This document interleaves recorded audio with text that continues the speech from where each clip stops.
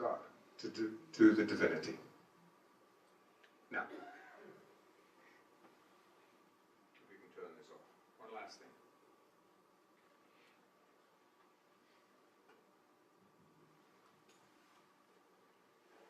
Physics basically says everything is vibratory and a wave. That's it. And what's the first word? Atoms, molecules vibrate. Got it. It's vibratory. You know, physics says, oh, it's a solid, it's a particle. Very nice. It's also a wave. Standard physics. True for light waves. You know, we think so much, we understand so much, and yet, you know, if we're on a train going at 60,000 miles an hour towards a light beam, and you measure the speed of light, of that light beam, you'll always come up with the same answer. It doesn't matter whether you're moving towards the light beam, away from it, whatever. Right? Most of us have a hard time getting our head around that. Now, imagine all of us in this room holding hands together in a big circle. Okay? So we're all holding hands together out like this in a big circle. And then we all rush in towards each other, like this. So, and then I'll fall down. So, okay, so we all hold hands together, and then we all run in like this into the center. And we become all stuck against each other, and it's kind of dense, right? Because we're all stuck against each other. And then, out we go. Is that okay? Sometimes when I do this, I have everybody do this. Sometimes they like me for it, and sometimes they don't. So we won't do it. So, now what happens if this movement, this unfolding out and enfolding in, what happens if this motion is so fast that the eyes can't follow it? Okay? So we don't see the movement. Now, most of our eyes generally need a certain density to see things, don't they? We don't see all the particle of dust here and those one there. No, we don't see it, do we? We need a certain density. That's for our eyes. So, it's not far-fetched to say, here's this motion. Out here, in, dense. Moving out, not so dense, right? And if the movement is so fast, what are we going to see? We're just going to see what's in the center. Would you agree? We're just going to see what's in the center because it's dense enough for our eyes to pick up. Oh, that's a particle. But guess what? In physics, when you really start to get close, and you want to look and you say, oh, where is this son of a gun of a particle? Where is it? I'm going to get closer and closer and closer and closer. The closer and closer you get to this, right? The closer and closer you get to this movement, then you find out you can't really say where it is. There's a certain uncertainty principle involved here, Heisenberg. So it's quite well explained. And there was a great American physicist, David Bohm, who came up with the hidden variables theory. And he suffered a little bit with in the McCarthy era, and lost his job at Princeton and eventually settled in London. I used to follow his work and his physics and mathematics. And even today, not that many quantum physicists agree with him. However, some of the really great ones do. Einstein probably agreed with what we've just said, and what we'll come to in a minute.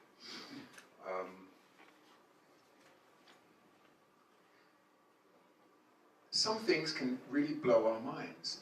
Once you get into wave mechanics and particle physics, all common sense goes.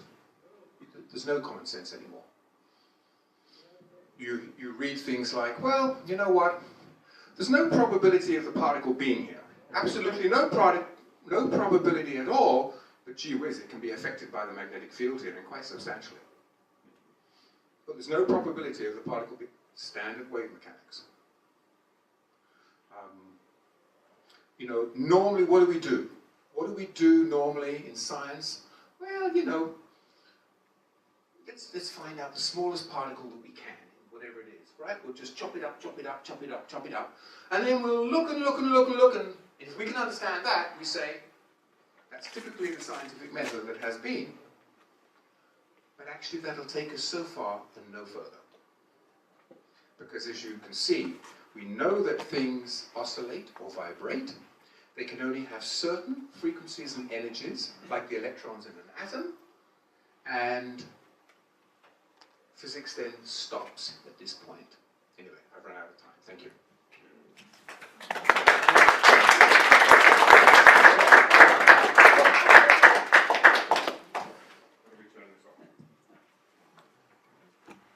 All I wanted to do actually was just give you food for thought. Well, we have to have an answer. How would you like the answer?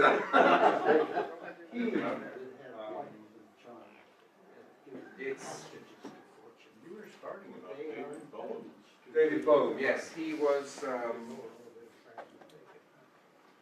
this on? Is this on? No, turn it off. There we go. Right? Yeah. David Bohm was a physicist at Princeton. And his name is associated with the hidden variables theory of quantum mechanics or wave mechanics. And like I mentioned, he was at Princeton. He suffered under the McCarthy era, lost his job at Princeton, and eventually went over to London. And that was that. But his theory is called the hidden variables theory, and it basically is along the lines, you remember, Einstein's always quoted as saying, God doesn't play dice with the universe. But Einstein also said, God may be subtle, but he's not malicious. God may be subtle, but he is not malicious. And Bohm quotes from the way he sees things, that there is a huge cosmological order, which actually fits with some of the poetry that we had in some of the earlier slides. That there's a particle over here, and there's a particle way over here. Now, without getting into entanglement and physics and all this, there's a particle over here, and there's a particle over there, and guess what? They are talking to each other in some way. This is how it works. And so, our ordinary world is very different from the world at the microscopic level, which actually then connects with the world in a big, big way. It's all related. It's all related. We're all Thank you. connected. We're all connected. Which is one of the things that, just before that Rumi slide, thank you, yes. I can't remember their names of them, and they said, remember, there's an interconnected. There's an interconnectedness for all of us here. So, enough of the physics on this, but David Bohm, he suffered from McCarthy, and I used to follow his work a lot. And some of the really great physicists are along his lines. That French prince, Louis de Broglie, he's the one who said, it's not just that electrons have wave-like properties, they are waves. And exactly the same way, a piano string can only vibrate at a certain frequency depending on the length of the wire and the tension, of course. It's fixed at two ends. Same thing is true for an electron going around an atom in orbit. Isn't that the beginning? Because the waves have to jive, they have to mix. Sorry? I apologize. No. I apologize. But I believe that's where the University of Michigan professor came out with string theory. He did that in the early 90s, and he was shunned by the scientific community. But today, because for the research has been done, there's a strong possibility that the string theory, just like you use the analogy of the piano string, it's there, it's alive as well. Absolutely. That which is why I put it on that slide. It's like atoms and molecules have their own natural harmony. Oh my goodness, you mean? Oh, there's a natural harmony involved in this. We are part of nature. Now, I invite you, look at the sonnets, look at some of these sonnets and see what you think. then, you know, when people have some of these amazing experiences and they try and write them, I think Walt Whitman is one of the greatest because he wrote it to me so clearly.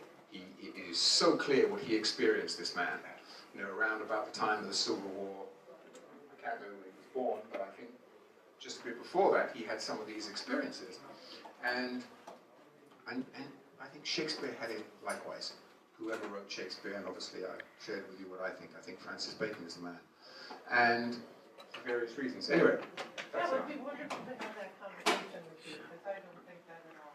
That's great. That's great. Like I said, you know. Would you tell us a little bit about your book? Here, no, I brought some copies here. Like it.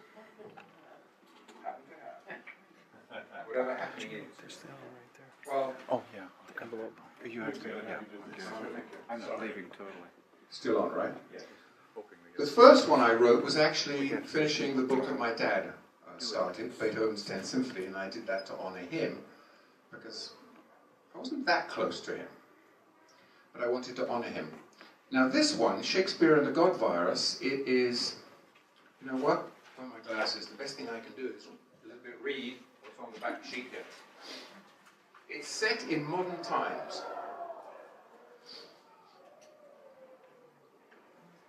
When a famous Shakespearean actor starts to misspeak in Hamlet, Sir Edward knows his career could be in jeopardy, but he never wonders if destiny might be knocking. Of course, Schiller wrote about this, right?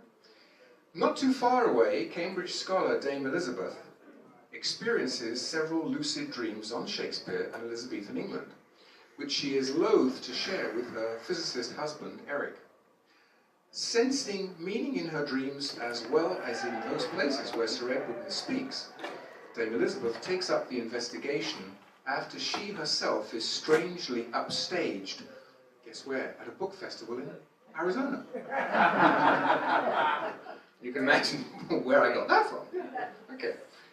As the trail on Shakespeare's sonnets leads to southern France and the medieval troubadours, who, by the way, are really worth investigating, Elizabeth suggests her husband Eric follow their example and write her a love poem. Uh-oh, he finds that hard. He reluctantly does so, yet they both are enthralled by the power of courtly love that swept Europe in the Middle Ages. From London's Fleet Street to the Tucson Book Festival to the creativity of Cambridge University's own students, Shakespeare and the God Virus unfolds the playwright's mysterious experiences that he struggled to describe in his sonnets. Then it says, join British author Eric Erikson for a Shakespearean drama on the divinity that shapes our ends, rough hew them how we will. So that really what this is, what this is about. And, you know,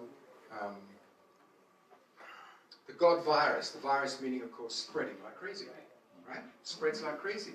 And the idea is that when people read this, I think this will spread like crazy.